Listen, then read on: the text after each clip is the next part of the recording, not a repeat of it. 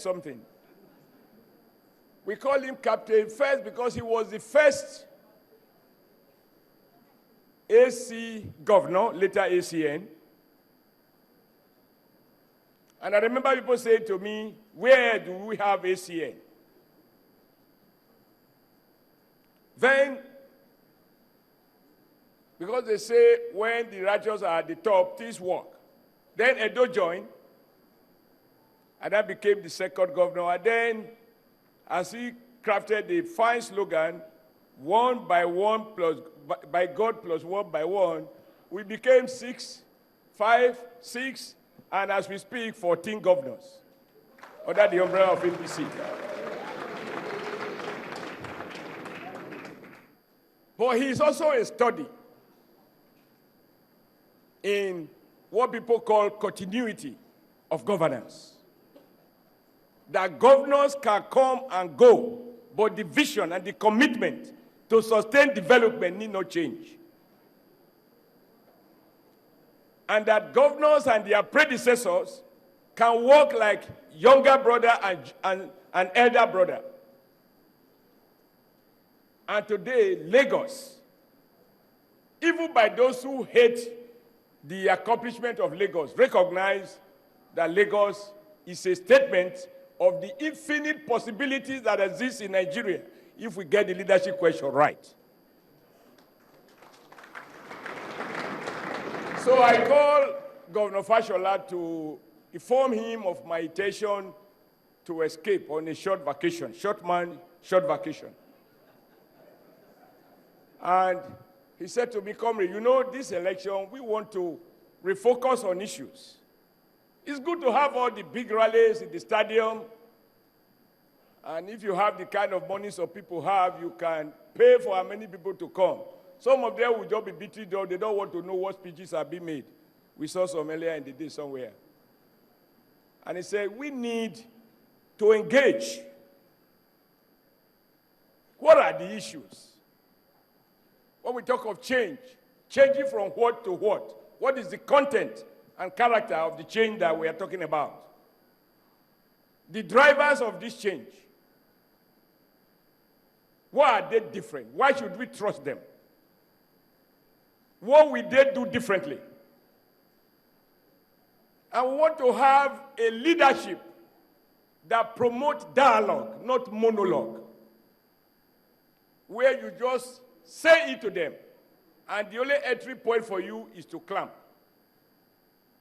That we should have a platform because we have the confidence, we are clear of what the issues are, and we are ready to engage and ask questions, not from convinced party members, but even from the independents. And that is why in assembling people for this hall, we insisted it is not an APC gathering. We deliberately invited some traditional rulers who are not party members. They are royal fathers. Of course, I know they can choose to be fathers of change. They can also choose to be fathers of what doesn't work. The choice is everyone's own. We invited academics. We invited student union leaders, student union governments. We invited youths whose future is being redefined. Of course, we invited women, including market women, because they bore the burden of a system that doesn't work. When children finish from school, after you sold all your tomatoes to pay their school fees, and the promise of a job is not realized. They bore the burden of being asked to be magicians by husbands who are retrenched. My dad, now 100 naira I get, but your father-in-law is coming tomorrow. He must eat good food. Don't let them go home, go begin abuse or say we no look after them. How will you use 100 naira to cook soup? That is your business. So they are the greatest economists of all times. They bear the burden of a country that holds so much, and yet its people are so poor. So we thought that we should have this indoor interaction of non-party members to interact with the vice presidential candidate to give you a window of what the issues are, but also to move away our politicking, away from this primordial sentiment, where is he from, where is he not from? And I heard a Reverend Father who reminds us that, and I found that very, very profound. I'm very reluctant to talk about it because I'm not so knowledgeable in these matters.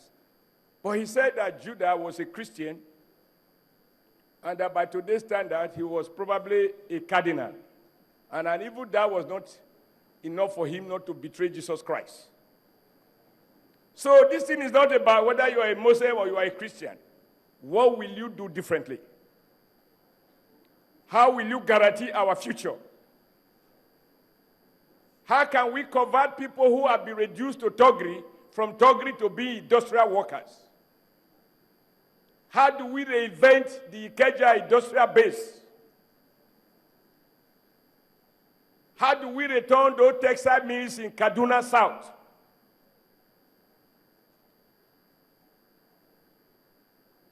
How do we ensure that the shoes we wear, that we can reinvent Leonards? Young people don't know that we once had Leonards and Bata in Nigeria. People like us have problems because my legs, my feet is under size 5, and sometimes it was difficult to have standards, so they have to measure and produce something for me. How can we get Dunlop back? Dunlop. Where is Michelin? If in the 60s and 70s, our leaders recognized, in fact, in the 50s and in the early 60s, our leaders in the West recognized that we needed to add value and not just export raw cocoa. And they set up those industries in Ikeja. And our leaders did not recognize that we should not be exporting cotton lint, that we can add value by processing it. And they set up textile factories across the north. We even have Textile Mill Road in Benin. There was a dream. And our leaders competed, not on the basis of Christianity and Islam, but if you must have Premier Hotel in Ibadan, someone was going to create Amdala Hotel in Kaduna. And then you have Presidential Hotel in Enugu or Port Harcourt.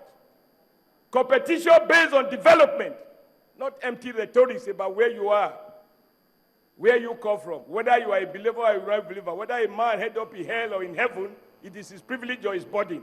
But don't reduce Nigeria to hell. Those are the issues. So we want to stay away this contestation from non-issue to real issues that people can connect with. And we have presidential material that can talk on these issues effortlessly. It's good to have advisors, but you must be capable of internalizing the advice you get and distinguishing what works from what wouldn't work. And when advisors provide advice that is informed by their own interests, because governance is not value-free. In fact, governance is value-driven. Who gets what? Every public policy produces winners, it also produces losers. Everything that a man cries about, there are people who smile and laugh for the same reason. The world is like a football match. For every goal that somebody scores that they are celebrating, a goalkeeper is miserable and a captain is shedding tears. So while we can see the incidence of poverty increasing, we can see more Nigerians having private jet, exactly the same way as people used to have Dasu 190Y. Do you remember Dasu 190Y? With 300,000 naira, you can buy a car on higher purchase basis. And by trust you, in Kaduna, we used to call them ODH. Most of them come from Ondo State. Nobody cares. Nigeria worked before, and it can work again, and it will work again. But we need to address the issues. So this afternoon, we ask you to relax, be ready to engage. We must bring issues on the table. Don't ask me where I come from. Don't ask me who I worship. Tell me what I will do to make your country safe. to create jobs for your children, to reduce it, to